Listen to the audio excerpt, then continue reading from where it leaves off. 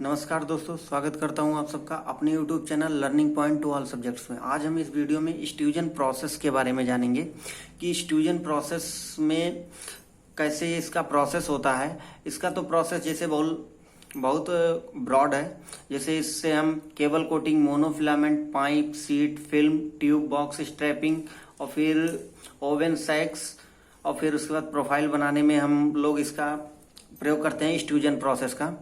तो थोड़ा सा बेसिक जानते हैं कि जो हमारा स्ट्यूजन प्रोसेस हम वहां पर यूज करते हैं जहां पे हमें किसी लंबी आकार की वस्तु को बनाना हो, हॉलो शेप में बनाना हो।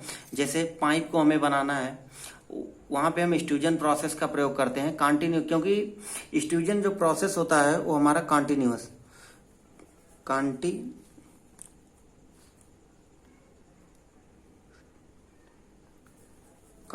प्रोसेस होता है। कंटिन्यूअस प्रोसेस के द्वारा ही हम किसी लंबी आकार की वस्तु को बना सकते हैं। तो जो हमारा स्ट्यूजन प्रोसेस होता है कंटिन्यूअस प्रोसेस होता है। इससे हमें केबल कोटिंग अगर करना है तो हम स्ट्यूजन प्रोसेस का प्रयोग करेंगे। मोनोफिलामेंट बनाने के लिए, पाइप बनाने के लिए, सीट बनाने के लिए, फिल्म बनाने के लिए,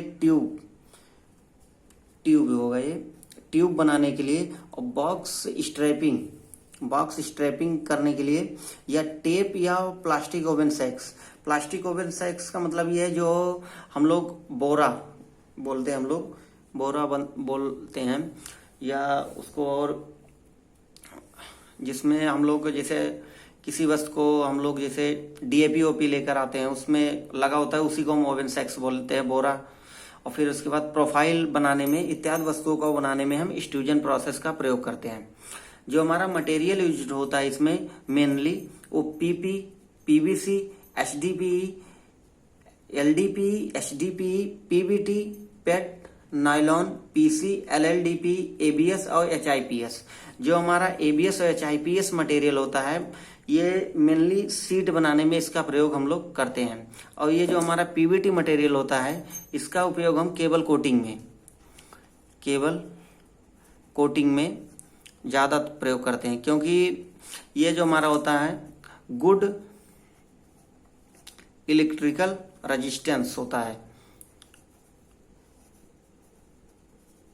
गुड इलेक्ट्रिकल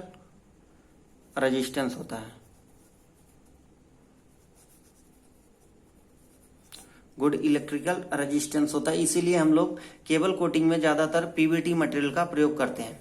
अब चलिए इसके कुछ देख लेते हैं स्ट्रक्चर कैसा होता है। यहाँ पे देखिए हमारे हीटर लगे होते हैं, ये हमारा हीटर होता है।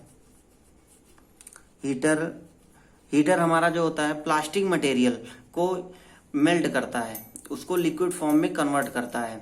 और फिर ये हमारा एक्सट्रूडर लगा होता है, ये हमारा कंटिन्यूअस रोटेट करता रहता है। एक्सट्रूडर जब कंटिन्यूअस रोटेट करता रहता है तो यहाँ पे एक्सट्रूडेड बन करके आता है, एक्सट्रूडेड और डाई के थ्रू जिस शेप का डाई हम लगाएंगे उस टाइप का हमारा एक्सट्रूडेड बन के आएगा।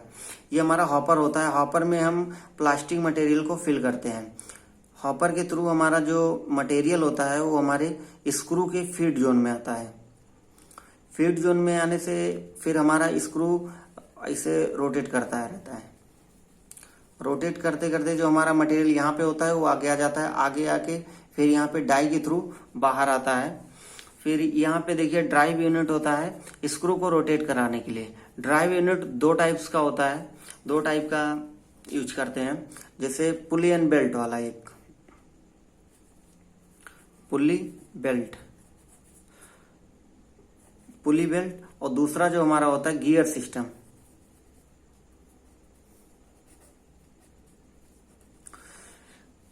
गियर सिस्टम के थ्रू हम लोग इसको कंट्रोल करते हैं या रोटेट कराते हैं अपने स्क्रू को। गियर सिस्टम में क्या होता है, गियर सिस्टम हमारे मशीन में छोटे छोटे गियर्स का एक कॉम्बिनेशन होता है जहां पे हम स्क्रू की स्पीड को घटा बढ़ा सकते हैं।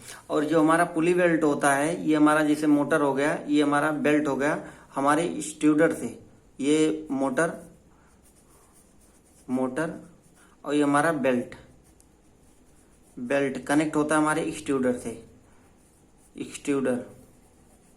एक्सट्रूडर को हम रोटेट कराते हैं इसके थ्रू। ये हमारा पुली बेल्ट मैकेनिज्म हो गया।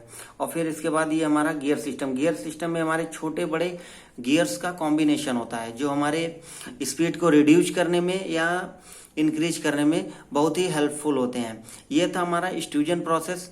इसके बारे में डिटेल में पढ़ेंगे हम एक एक प्रोसेस के बारे में, जैसे cable coating, monofilament, pipe, sheet, film, tube, box strapping, tape, plastic, woven sacks and profile. इन सब के प्रोसेस के बारे में हम जानेंगे एक एक वीडियो में। आशा करता हूँ ये वीडियो आपको समझ में आया होगा। Thank you.